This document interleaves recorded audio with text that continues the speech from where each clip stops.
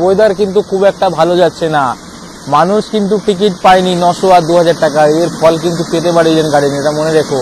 হয়তো পুরো ম্যাচটাই ভেস্তে যেতে পারে, পুরো ম্যাচটাই হয়তো ভেস্তে যেতে পারে। এটা কালবৈশাখীর ছায়া কিন্তু আছে।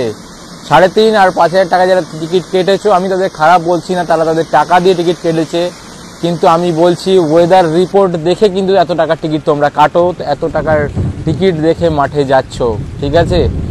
কারণ আমাদেরও তো কেকেআর ফ্যানদের একটা কি বলবো গুড লাক ব্যাড লাক কাজ করে। ওয়েদার রিপোর্ট কিন্তু খুব একটা ভালো বলছে না, জানি না পরবর্তীকালে কি হবে, ওয়েদার রিপোর্ট চেঞ্জ হয় কিনা। এত টাকার ব্যাপার, মানুষের একটা দুঃখ তো আছে, ম্যাচটা ভেস্তেও যেতে পারে। তো বিরাট কোহলি কিন্তু কালকে রাত্রিরে এসে গেছে ফুল টিম নিয়ে আরসিবি। তো আরসিবির মোটামুটি আজকে প্র্যাকটিসেও চলে যাবে।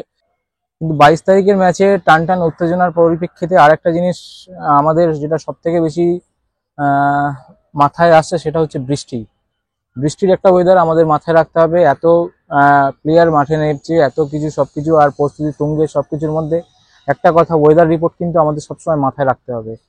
ওয়েদার রিপোর্ট মাথায় রাখতে হবে। এত সুন্দর টিম আমি দেখাচ্ছি পেছন থেকে, কত সুন্দর প্র্যাকটিস করছে, এখানে সুনীল নারিন প্র্যাকটিস করছে, মাঠ মোটামুটি রেডি, কত সুন্দরভাবে সাজানো হয়ে গেছে। কিন্তু একটা আমাদের ওয়েদার রিপোর্টটাকে মাথায় রাখতে হবে যে বৃষ্টির পূর্বাভাস কিন্তু আগাম আছে।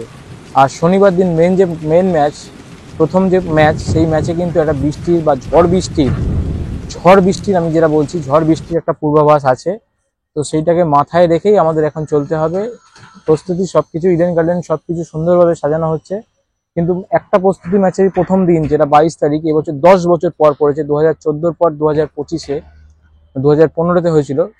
আর এই 10 বছরের পর যে ম্যাচের প্রথম প্রস্তুতি ম্যাচ চলছে, সেই প্রস্তুতি ম্যাচে একটা চলছে ঝড় বৃষ্টির একটা খুব আশঙ্কা রয়েছে।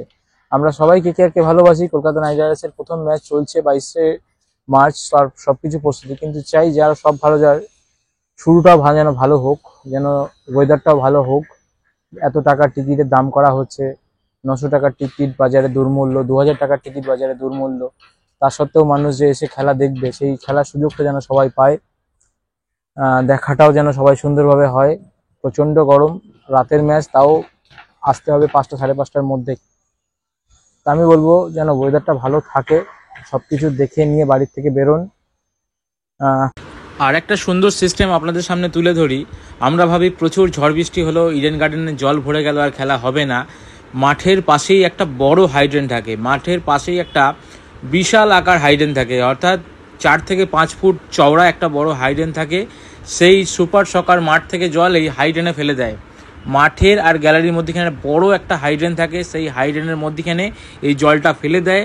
মাঠে কিন্তু কোনো রকম জল জমতে দেয় না। মাঠের মধ্যেখান থেকে ড্রেনের ডিস্টেন্স থাকে 4 থেকে 5 ফুটের মধ্যেই, তারপর স্টেডিয়াম থাকে। এই হাইড্রেনে জল ফেলে দেয়, মাঠ কিন্তু 1 ঘন্টার মধ্যে পুরো শুকনো হয়ে যায়।